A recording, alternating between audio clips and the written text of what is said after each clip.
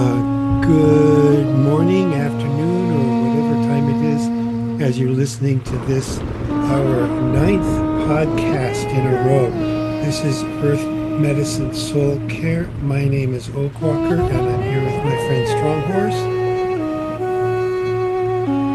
Hello, everybody. Good to see you. Thanks for joining us again. Yeah, just getting So, checked in. Oh, Oak Walker, we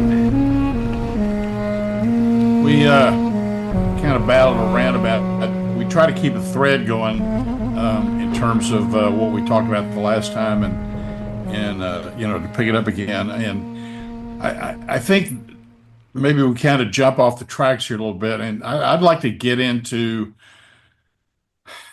a little more of why we chose to do this and what the benefit has been to us in our lives, because a lot of people um, are looking at this through their lenses in terms of what their exposure has been to a spiritual dimension or spiritual path, and some people are looking at it and they got no idea what we're talking about, and so I think one of the when we've titled this Earth Medicine, I think one of the biggest medicines that we need to bring to the planet this time is understanding, mm-hmm. because in this high tech information age, it's sort of put everybody on notice of you're supposed to know everything about everything, and if you don't, then fake it till you make it, and Uh-huh. it's created a high level of anxiety on everybody. And then, people, they get confronted with something they don't understand and they tend to get defensive about it, Yeah. and I mean, there's no doubt that the lifestyle you and I have chosen is uh, specialized, shall we say, Uh-huh. in this day and time. Now, if you go back several centuries, there were civilizations where, what you and I are talking about, it was the standard modality, and there's a lot of aspects of that we're trying to cover to bring that to people's attention, to basically say, you don't have to be miserable all the time. You don't have to be anxious about, are you doing this right or doing that right, or what are my goals? That I was reading the other day where um, people who are involved in hospice say that the very number one thing that people say who are dying is, I regret that I didn't do enough. Uh-huh. Wish I'd done I more have about. regrets. Uh-huh. Mm. Not sure how to morph that into what you just had me thinking a second ago. Well, I think it's important for people to I think it's important for people to you're both physical and spirit. You are. Mm-hmm. You and I know that. A lot of other people don't know that. Yeah. But you have to develop both aspects. You have to develop the physical and you have to develop the spirit.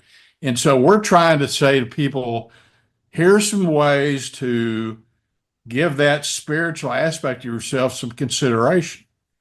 And I think that, that's part of a lot of people's regret, because they know that they came in here as a spirit to occupy a physical body, and now those who are getting ready to check out, you know, they have regrets because they didn't fulfill some of the things that they decided they wanted to try to fulfill by coming into here as a spirit. Uh-huh. And they don't name it like that. They may not classify it in that context, but that's true for everybody. I mean, it really is. So, um, part of the earth medicine is people need to be able to understand that they need to fulfill these both aspects of their self to discover their own medicine and discover their own authentic self. Well, that's the Does key that words right ring for there. The authentic self part is the key word part. It's funny, just on the way I was walking out of one of the classrooms at work today, and this guy said, Mr. Oakwalker, you just keep being you. And I just off the spur of the moment, I said, I will, because nothing else has worked so far. And it was just an encapsulation of that very thing that I've, for me, being led down this path has meant that all the way down the line. And it has been a lot about, well, the shadow work helps us to get that other, uh, it's there's a self that is imposed upon us by our culture, by our parents doing their best work. They're doing the best they can, but there's a lot of this stuff that is imposed upon us that people think is necessary for us to become active participants in the world in a proper way. And that is entirely culturally based. There isn't any one way to do that. Um, but the shadow work that we do and the becoming our authentic self, that's what this whole process is about. It, it's Right. it's de-encrusting myself, becoming an unencrusted spirit in a body. You know, I'm still a meat puppet with a spirit inside, but I'm a spirit that at least is aware of my surroundings in a much more profound way, and and a participant in this process, this 3D process that we call life on Earth, being on our Earth. And our culture is a very, very, very, oh, three very, sorry about that, um, confused mass of ideas, especially now. And it isn't doing a very good job of keeping us attuned to those earth energies, those very earth energies that are going to keep us feeling good about ourselves and fulfilled and comfortable with our place on the planet. And Well, and yeah, I think the words there you're talking about is decrusted, because, the I mean, you and I both know that before we came onto a shamanic path, we were crusted. And, yes, you know, which which meant we really didn't feel the energies or even have a reason to feel the energies. You right. know, Didn't we, even we know they were there. yeah, there was no motivation to do anything. And so we were following the cultural guidelines. I remember, one of my friends back in the 70s used to have a t-shirt that says he who dies with most toys wins, and Uh-huh. I always thought that was and that's supposed to be kind of sarcastic. well, it is for us, but for him, he was serious. Really? That's the way he lived his life. Yeah, he also ended up dying from crack cocaine. So Yeah, there he you didn't go. know irony That's when for he saw it. yeah. So so I think, and this leads me, I think, into another really important point. We've been hearing this for years, is the rise of the feminine. We're moving into a more feminine age and more feminine. And so I think, you know, there's a lot of ways that is manifest. And the ways that they manifest is of people working out their old woundings from the gender wars. It's not something I'm interested in detailing or getting into because I think that's a complete waste of time. For me, the feminine is the decrusting process. Uh-huh. Coming to You're terms able to with, see yeah, you're able to receive energies, and when that happens, you shift away from being a knowledge-based person into a knowing-based person. yeah. The more you connect into the energies of Grandmother Earth, the more you become decrusted, the more you Hmm. do shadow work, and you open up yourself to stuff that's going on all the time. It's going on all the time. Yeah. And you have to Life be is never sensitive to be ending, able right? yeah. But you got to be sensitive to be able to engage with it. And so I think that decrusting, I like that term. I think it's a way of allowing people to understand that there's nothing that's not like a derogatory thing to say to somebody. Everybody's crusted over with Uh-huh. stuff that culturally has been ingrained into our tiny little Entire bodies psyche. for Yeah. centuries. Yeah. Yeah, for centuries. Exactly. And that's important too, that we understand that it is for centuries. It's I've been writing about this lately, and it's not my fault. It's not your fault, Frank Stronghorse, that you were raised in a culture that didn't know that energies existed. It's not your fault that you went through that phase like I did. I went through a phase in my life because my mother got sensitive well before I did, and I made fun of her. I literally laughed in her face about the idea that there might be these other energies running around. And she's doing pendulums. And I had the gall to stand there and consciously interfere with her pendulum demonstration while laughing at her. And my very interference in that process was an acknowledgement that the process was for real. So here I am making fun of my mother for trying to show me that a pendulum works. And I'm Right. literally changing use with my own, mental power. I'm literally changing the demonstration and making it not work. And she looks at me and she goes, "Is that you?" And it was all real funny at the time, but here I am uh, uh, demeaning my mother over something Validating that their I'm point by making right, that I'm literally doing. So, oh God. right, right, right. Well, I think that, I mean, that's a really valid point too, in terms of, bringing it full circle, because that's emblematic of how a lot of people react to this stuff because they don't understand it. So they get defensive. Hmm. They Yeah, they feel like, well, you're making me look stupid, or I'm going to look stupid because I don't know what you're talking about. And that's a compounding energy, man, that continues to grow and grow and grow. And you uh-huh. get to where people, they get together and they form peer group belief systems that, is basically like, we're not going to allow this other stuff to happen because we're right and they're wrong, Yeah, but the fact is they don't have enough information to make that judgment. right. They don't.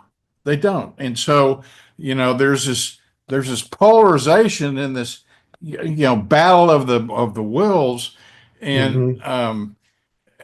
you know, most of us, people who have become semi-enlightened or semi-awake, we kind of look at that and think, what is your point, man? What, you know, Well, what are you even doing? Or what? yeah. So Go ahead. that's a really fun topic for me because um, I have a layman's interest in quantum physics because fundamentally I believe seriously that uh, magic or these kind of energies can exist without some kind of metaphysical or physical, quantum physical, I want to say quantum physical basis for them to work, right? In other words, in order for all of these sensitivities, in order for there to be something for me to sense, then all this has to be working on some kind of a quantum physical level, right? And so it's like I talk about these things being magic because they do seem to be outside of a normal person's realm of experience, but I'm also talking to them about them being not at all magic because none of this could work if there weren't some kind of fundamental universal process that allows it, right? So there has to be, so the physics have to work. We just don't know what those are yet, right? But that makes me that guy who's going, well, yeah, the physics are that the earth, air, fire, and water elements are right there in an atom in the weak field, strong field, gravity and electromagnetism, not in those same orders. Um, but they're in, but they correlate, right? If all the spiritual traditions correlate too, then I believe that all the scientific traditions are eventually going to correlate. And in order for that to Right. happen, they're going to have to introduce the idea that consciousness has the kind of power to literally shape things and move energy, right? And if everything comes from energy to matter, therefore our consciousness has the ability to guide that process, however long that's going to take. And this is where I think the root of shamanism lies, is that we understanding all of these energies and also that they can be directed, um, like Black Elk in the last chapter of his book, he called in a rain cloud. Yeah, that actually happens. People can do that. And it sounds absurd to a person who can't believe in consciousness itself, right? And so you go out on these sites and all these scientists, quasi scientists are saying, yeah, well, we debunked all that because in order for that to be a real thing, then consciousness has to affect matter. And we already know that it does, but they don't want to believe that it does, right? So this is where you get to that point where you're saying these people who are constantly debunking, who are constantly denying, denigrating, and derogating the sensitive people, they build these walls around themselves. And that wall is literally the one thing that they refuse to believe that is the key to the whole thing. Right. Well, I think the other thing that happens is that, and this brings us back to another topic we already discussed. I mean, I think the problem science is up against is that for you to really understand what's going on, you have to get out of the way. You Yeah. know, you have to remove yourself from the equation. And it's just like you said, you were sitting there looking at your mom's pendulum and using your mind to move it around. Well, that's the problem science has. Yeah. They're observing this and they've got a theory they want to prove. And Hmm. so, consciousness is working with them to assist them in their intentions. Yes. you know, They're and so they're like, proving well, they're this doesn't work. they're proving what they already believed, Yeah, right? exactly. So for them to be completely objective, it's very difficult because they don't see that as being valid. However, that's the essence of what we learned in shamanism. Uh-huh. Get out of the way. Let the alchemy do its thing and you Yeah. observe it and then follow it where it takes you. Yeah, which is the problem with science because they need to change one variable and then they have to be able to change that same variable over and over and over again for it to become a legitimate scientific theory or law. Right. And that process is it's extremely difficult to marry that process into something where you're just allowing spirit to flow because now you have more variables than you could put than we can even comprehend, right? And so even though I Right. love science and it's a beautiful process for answering a lot of questions, I it's going to be a long time before it has the chutzpah, the balls, if you will, to handle all of the whole what consciousness is. And I think it wants to go, it's going in that direction and it wants to badly, but uh it's handicapped because it needs to take such small samples of everything in order to make proofs. Right. But that's kind Right. of getting off And I think the that therein lies, go ahead. as you say, therein lies the difficulty of proving the existence of God. Exactly. It's, God's saying, it's like, what do what do you, and they're like, well, you don't exist. He's like, okay, I Right. go. And that's just, and that's another thing is that you can't prove a negative. I mean, you just, Right, you know, you can't say, well, it doesn't exist because I don't have any evidence that it does. Well, that doesn't mean it doesn't exist. It just means right, that you don't have any evidence that it does, right? And these very sensitivities that we're talking about, the opening, and after we do all this shadow work and all this shamanic decrusting and clearing of my spirit, of my own presumptions, of my biases, of uh, my ego, really. This is now the opening up of all of these new sensitivities that I need to know in order to be able to commune with that tree out my window, you right, know? right. And I mean, I think that's a really good point. I mean, there's no difference between the way you choose to uh, uh, relate or engage with a tree and how you engage with God. Yeah, Uh-huh. there's no difference.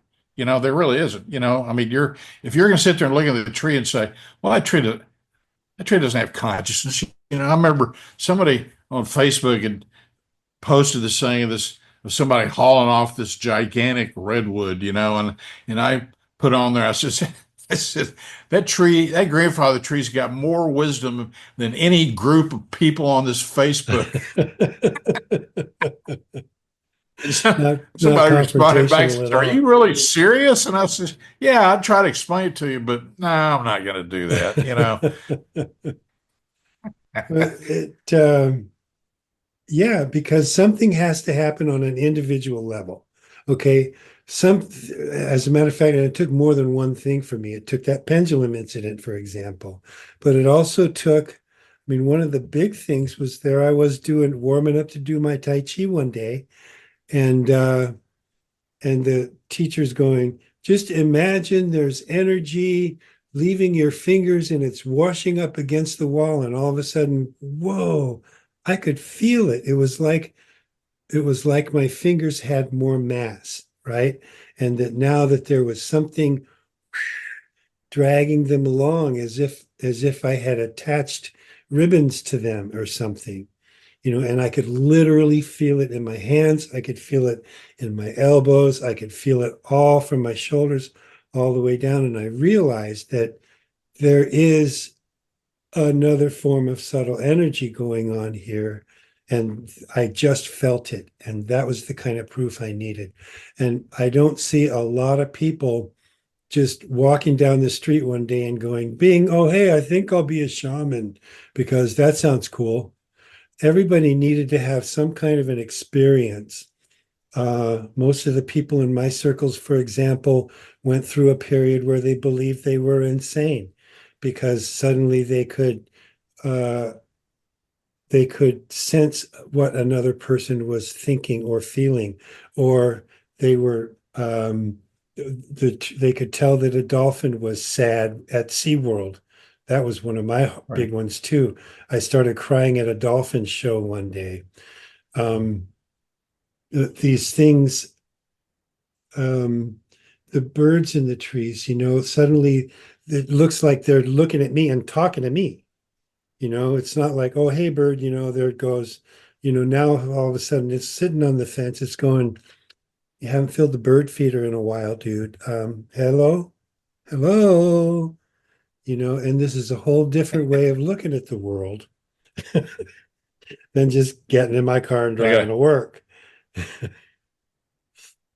I got to share a funny story with you on that same note, about all the people feeling like they're crazy. This Uh-huh. shaman friend of mine one day called up, and in all seriousness, he said to me, he said, "Frank, I need to ask you something." He says, "Do you think I'm crazy?" And I said, "Well, yeah, of course you're crazy. I mean, do you think normal people are out there having these conversations we have? No, they're not." Yeah, what is crazy? I mean, So, and who determines? Here's they say the lunatics of taken over the asylum. I think they built it. They defined what They did crazy build is, and they're insane, right? So when you become crazy to the insane people, perhaps that's what becoming sane looks like. And there really is something to this. There's a kind of a comfort that I get from knowing that really this patriarchal colonizing culture that has stomped its way across the globe, killing and slashing and burning to take land and stuff. I don't think that's sane, it. and No. I think that we've been crazy as a culture for about, oh, I'm going to say 3 to 4 thousand years, maybe five, when we started all Yeah, of this absolutely. stuff, you know, Yeah, and absolutely. and I think that this shift that the planet is going through is shifting out of all of that very, very, very Right. old insanity. And that's why I love the process that I'm in now, because I don't feel insane anymore. I don't feel like I'm part of the normal You know, world. you know, in our medicine journeys, we did a lot of work down in Palenque and Tulum, and a lot of these different power spots down in Mexico, and so in that process, you tend to engage with ancestors. You tend to engage with, like for instance, in Palenque, we would be told go to these different temples, and then we'd come back and explain to the Nagual, like, well, here's what I think that temple's for. Okay. And he would tell you whether you were right or wrong or something. He would send you back, whatever. And like the temple of the jaguar was for sexual healing. Uh-huh. By connecting to the stars, the power of the stars would come into the Jaguar temple. And so if someone, came to the priest back there during that time and said, I got this problem or that problem, whatever, he would send them to the appropriate temple for them to spend time to rebalance that aspect of themselves. Mhm. And so, you're talking about, you know, you're talking about that sort of healing paradigm versus this insane thing that we got going on here where people they can lose everything because they got sick. Uh-huh. That's insane. I mean, it Yeah. is insane, and for us, when we know there's a better way and trying to convey this to other people that are thinking you're out of your mind. I mean, well, not really. One of us is, but but there really is an alternative here, and it is crazy making. Uh-huh. It's crazy making to be living in this time, and you have to do what you got to do to be able to exist in within the norms of this culture that says here's how you get rewarded. This is Yeah. how you survive. Yeah. What you got to do. All along knowing there's a better way, man. It's Yeah. just a better way. Uh, but I mean, it's the reality. It's just going to take a while for that to morph. But you're right. It's the energies of those ancient ways are slowly starting to seep into the consciousness of everybody. And I Yeah. think that is going, I think it's going to pick up a lot of speed here in the short term, quite frankly. Yeah. If you look at what's happened with this recently with moving into the age of Aquarius, Yeah. I think, we're going to see quite a rapid turnover of people's and a lot of people will flip out. They'll think they're going nuts. Hmm. I mean, Yeah. don't you think? Oh yeah, I do. And I do. I also think that psych wards are going to change. They're going to stop, saying, well, you're crazy, and start saying, well, let's process down through what's bothering you now, and maybe we can work you out of this. I think that there's going to be a shift there as well, because I don't think everybody who's in a psych ward is crazy. Some are. I mean, some are people who definitely should be uh, kept away from society, at least, until they can get healed. But I do think that healing's possible for just about everybody. The vast majority of people can be healed if there's the will to do so.